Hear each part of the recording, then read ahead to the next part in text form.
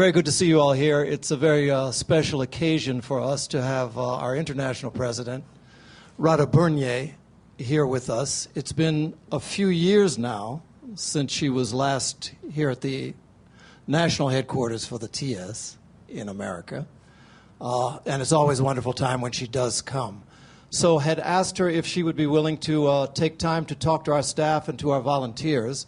Based on that, I thought it'd be a very good chance for you to get to actually see who is our international president, and also to have a little bit of time to have some questions and answers about things that you may have on your mind. So we're going to take advantage of that. But before we do, Ruben Kabigting, who you know quite well, has asked me to give you something which he has created in honor of your coming here. So I must do that now. So... And what it is, it's a likeness of you. You may recognize the lady in this picture. Yes, somewhat. So Ruben did this. He has labored on this for quite some time now, and so he wanted to present it to you. We will send it on to you at Adyar. You won't have to carry it in your suitcase. No, I would rather not. So Ruben, thank you. Where are you? There you go.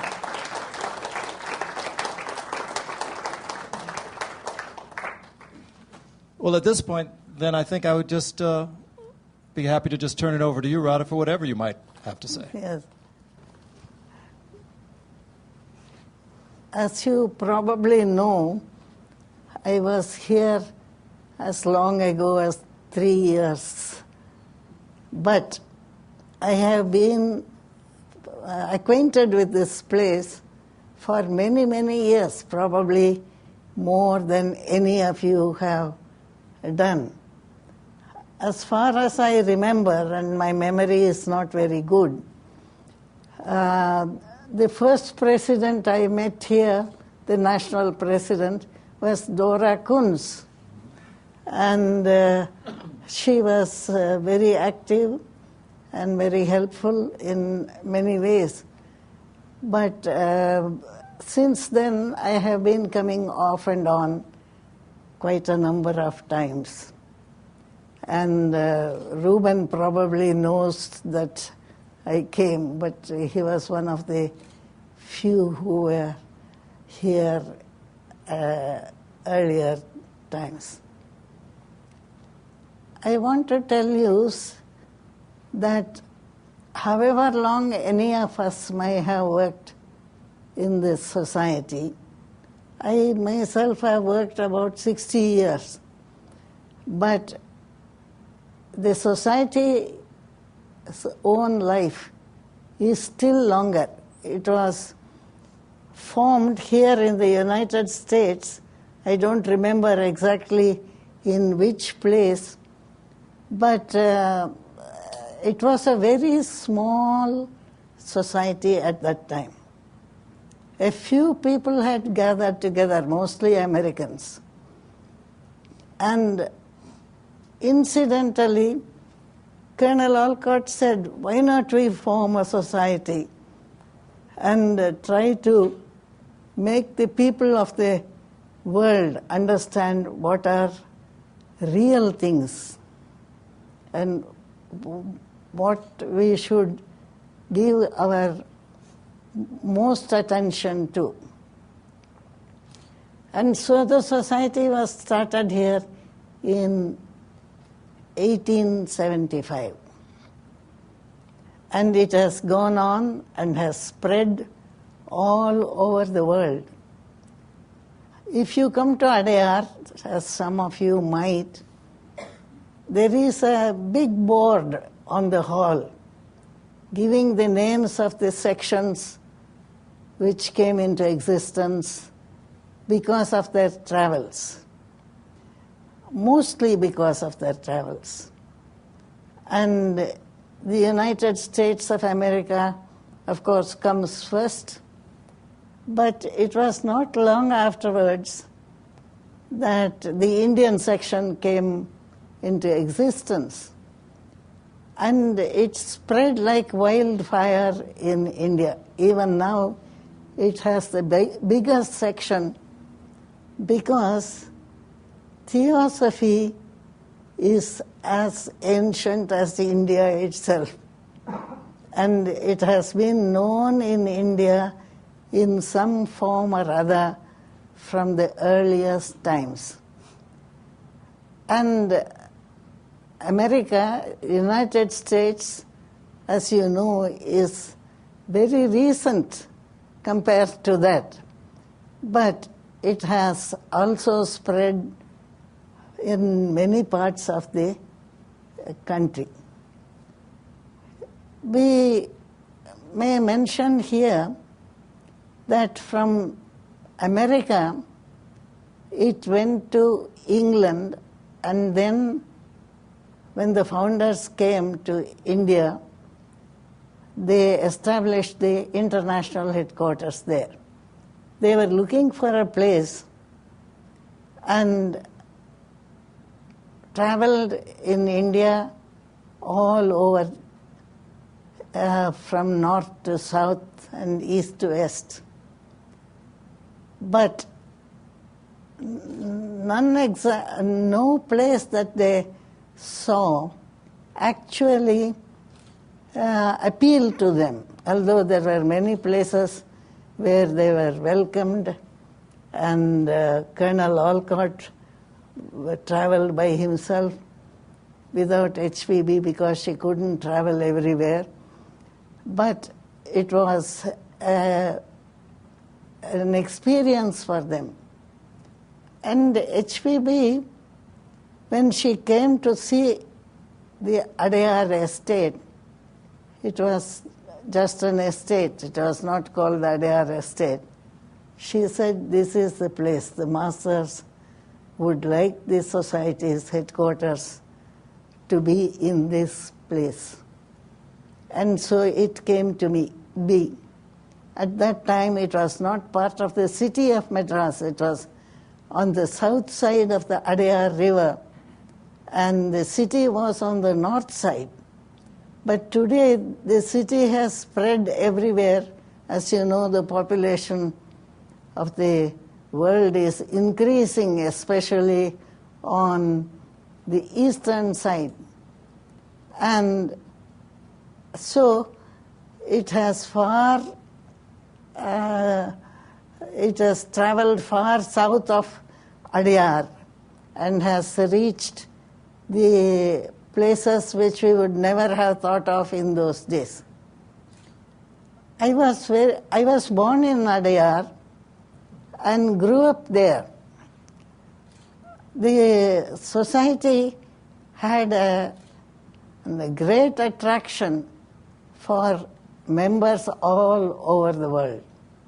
I remember from my earliest days how important the society was in India and the world, because it was a worldwide population which became acquainted with Adyar in those days.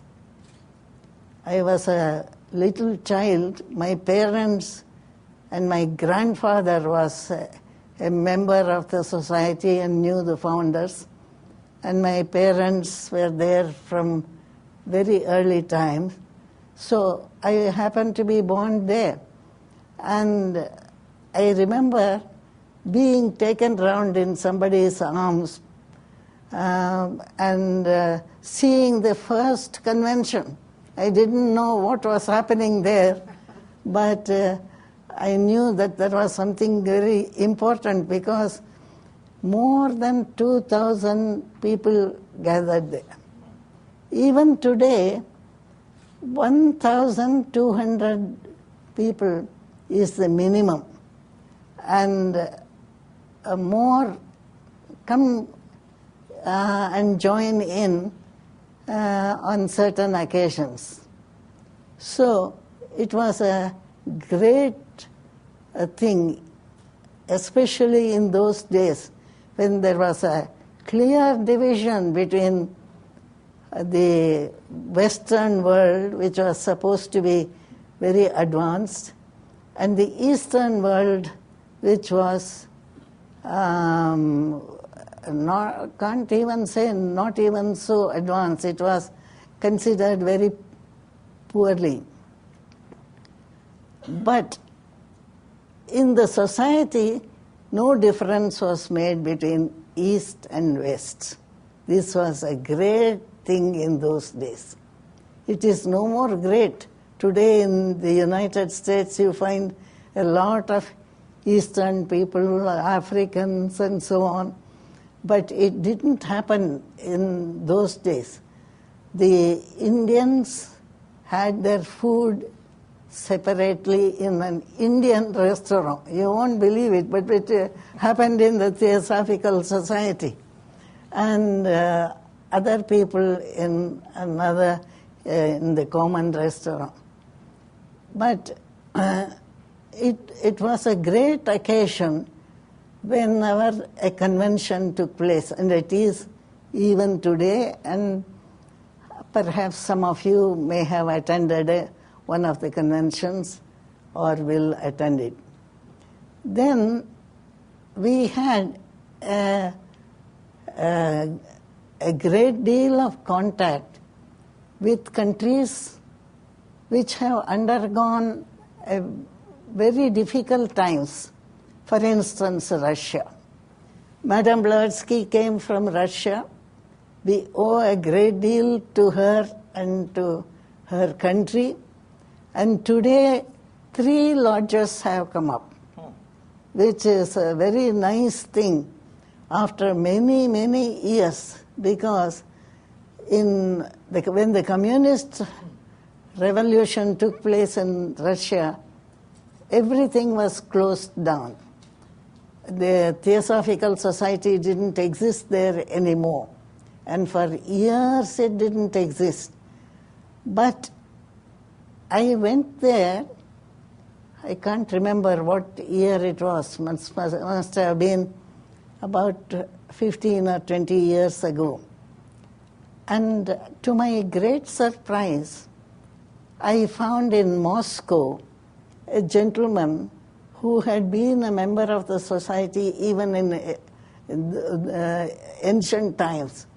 And he had pictures of the Mahatmas very carefully preserved and kept in his house. And he had been taking charge of them for some reason or other. And everything was closed. And even today this is happening in various places. For instance, in Pakistan, the society is almost closed. The only lodges which remain idle and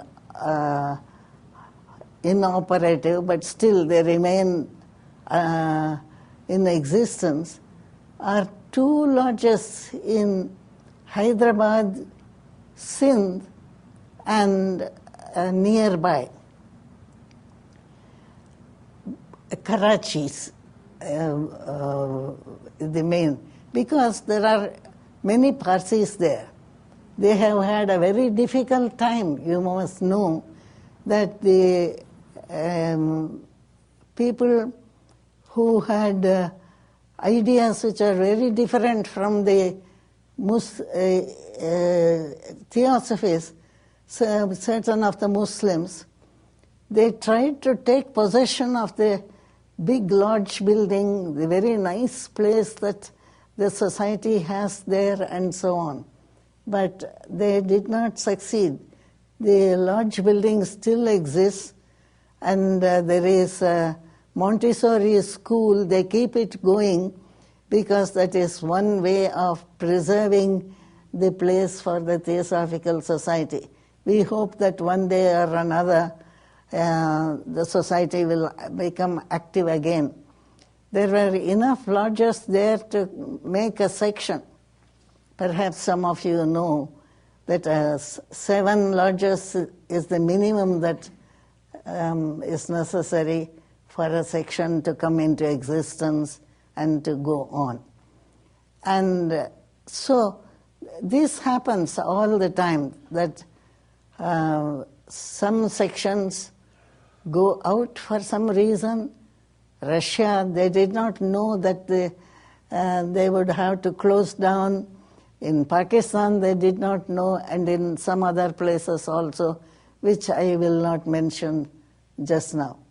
But the society goes on. You can ask why. The society, so membership becomes smaller and then it becomes larger, but the society as such remains active and alive in the world. And this is a symbol of the fact that the society has a work which needs to be done not in one place of the world, but in all the places of the world, so that certain ideals which are important for humanity and for all other creatures in the future will be sustained. And that is our duty. It is very often thought that the work of a lodge is for the locality, for a very small area and a few people round about. In a way it is true, but it is that and also the whole world, all the sections. I wonder how many here ever come to know what goes on in other sections in the world. Does the society remain alive? Do the ideals, the objects of the society mean something extremely useful to humanity as a whole? All these questions need to be answered by each one of us. We are not here to become members of the American section or the Indian section or the Australian section or whatever it is. We are here because we want the world to grow in a certain way. What is that way? A way where people will settle their differences by talking over things, by learning to do things together, even if there are differences among us. This is very important, and the first object of the society, the nucleus of universal brotherhood, has to be formed by all of us giving our hearts and minds to this thing, that people may be different, they may have been brought up differently, their customs may be different, but we are one people, we are humanity. And the animals, the birds, the other creatures will also grow into human beings. Therefore, they are human beings to be. They are not just creatures to be killed off whenever humans think of that. So that is the first object of the society, that all of us should have differences. Naturally, if we were all alike and had the same interest, it would be dreadful. We are different, but yet the same. We are one people from end to end of the earth. And this has to be achieved. And in order to achieve that, the society is, in my view, you may not agree with that, is being kept alive. Not all the members know that this is what the society exists. And we know that from time to time, different religions have come up, different groups of people with certain ideals have come up, but as long as it does not deny brotherhood, the brotherhood of all people, therefore universal brotherhood. They are in the right direction. And so this is very important. And the society is also taking people forward in another direction, which may be very important. That is the direction of new perspectives of life itself. We think we have everything under control. The best among us, the scientists, the most intellectual people, they think they know everything, but they don't know everything. Religion is pointing to certain things, and other ways exist of coming to certain ideas, but we are at a certain level, and we are going to rise to the level of unity, of brotherhood, and of many other things. In India, there are certain Vedic verses which are very important. One of them says, Satyam, truth. We are all going towards truth at the highest level, the truth about why people are here. We may think we know everything, but why are we here? Why are we in existence? To live for a few years, 100 years at the most, and then pass away, and the world goes on fighting and quarreling and so as it does now. No, it is going to improve, irradiate the consciousness of human beings. That is what the society is for. So, that future, the fact that everything is according to some great laws, and we have to study those great laws. You may call these laws whatever you like, but it is so.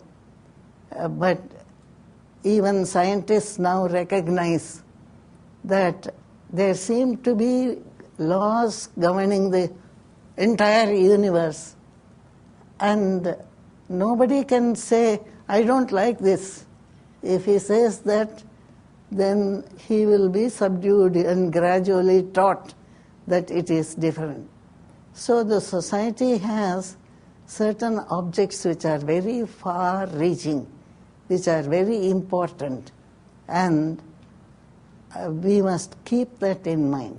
It is not a little society made up of the peoples of a few countries, but a forward-looking movement, a movement which is going to take people very far in the evolutionary path.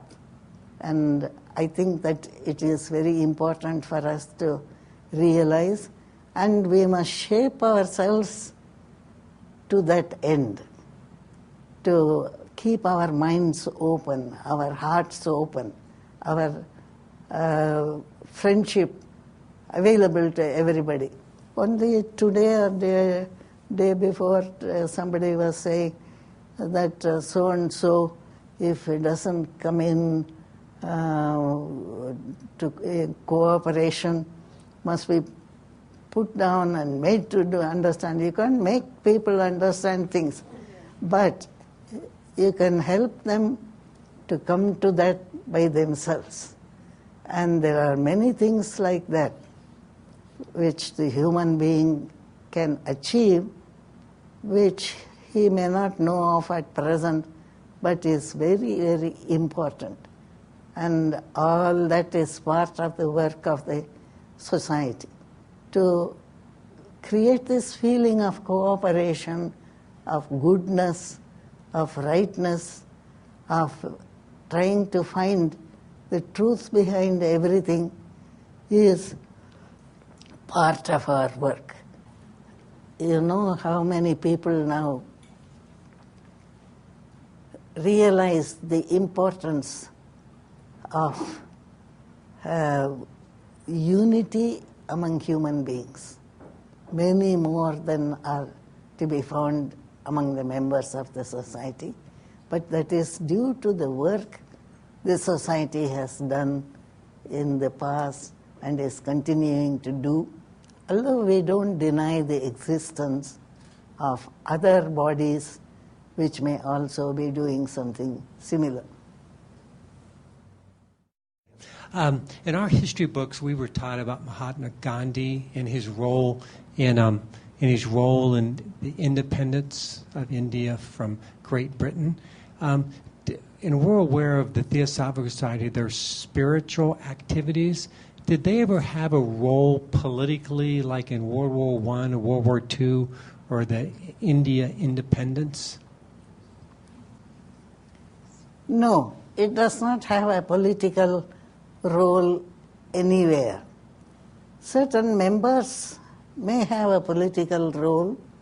They had a very important role when the independence of India was being worked for. But now India is suffering from various disabilities which it has created for itself, and theosophists have really no role to play in the political life of the country.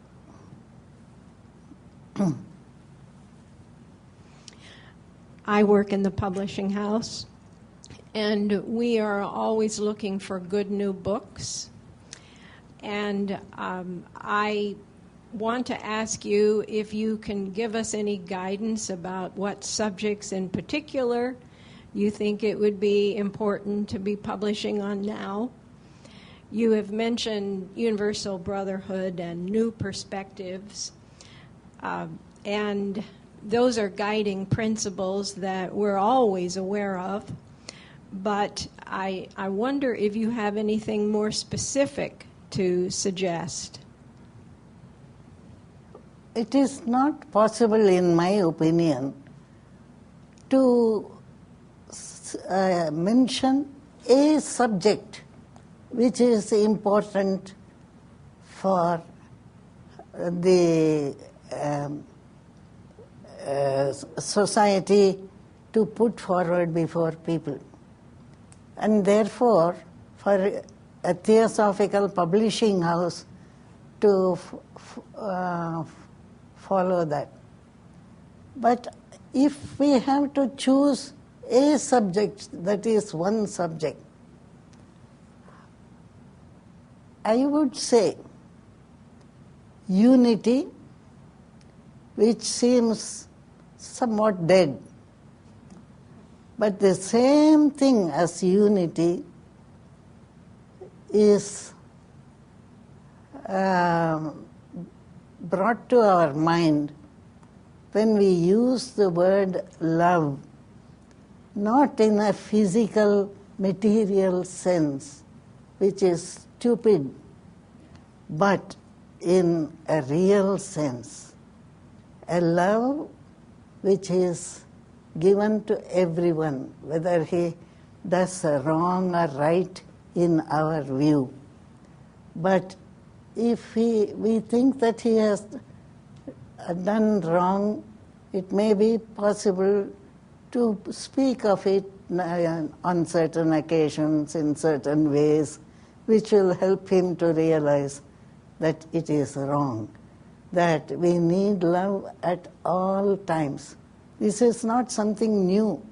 Jesus Christ and so many other people have spoken about love. But love in its essence is the realization of the unity of all creatures, not only all human beings, but all creatures, even the smallest. And to realize it with one's heart, not talk of it because it is some idea which strikes the mind, is a very important part and should come out in the lives of members of the Theosophical Society.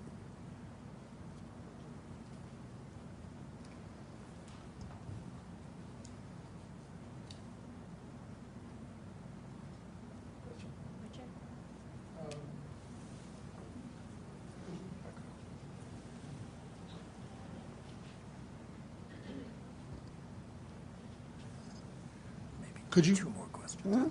Maybe two more questions.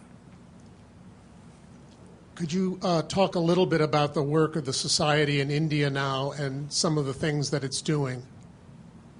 What is it? Could you talk a little about the work of the Society in India and some of the things that it's doing, for instance, at its headquarters? You mean the Indian part of the society? Yes, the Indian. One of the important aspects of the work in India is the unity we talked about. It is a country which was divided in many ways by religion. You find almost all the religions represented in India. But do they understand each other?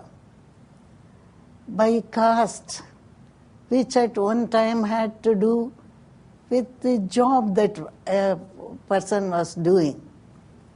And anybody could take up any work, and his caste was according to the work that he did. The relationship between the different peoples of the country is a big problem. So all these problems have to be dealt with from a theosophical point of view by the Indian society. It has a great work to do and a great tradition of doing the right thing which has been lost. But we try as far as possible to make members realize that they have to be different. People of my father's generation, he was president of the society, you know, for 20 years. But from his young age, from the time he left college, he began to feel that this whole system of dividing people by caste and religion was wrong. So he did not even use the word Shastri in his name. Shastri indicated a Brahmin of a particular class, but he did not use it. He made his name into Sri Ram. There were many theosophists who did that kind of thing. They changed their own lives according to theosophical ideas. So I am afraid that that feeling of renaissance, which means being born again, not in the normal sense, but in the real true sense, is very important in the Theosophical Society. And the Indian section is, I think, aware to some extent of this fact. One more question, perhaps?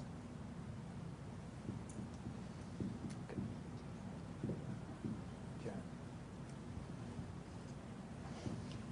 Could you tell us what is the work now of the Adyar Library as a research center, the library and archives? Colonel Olcott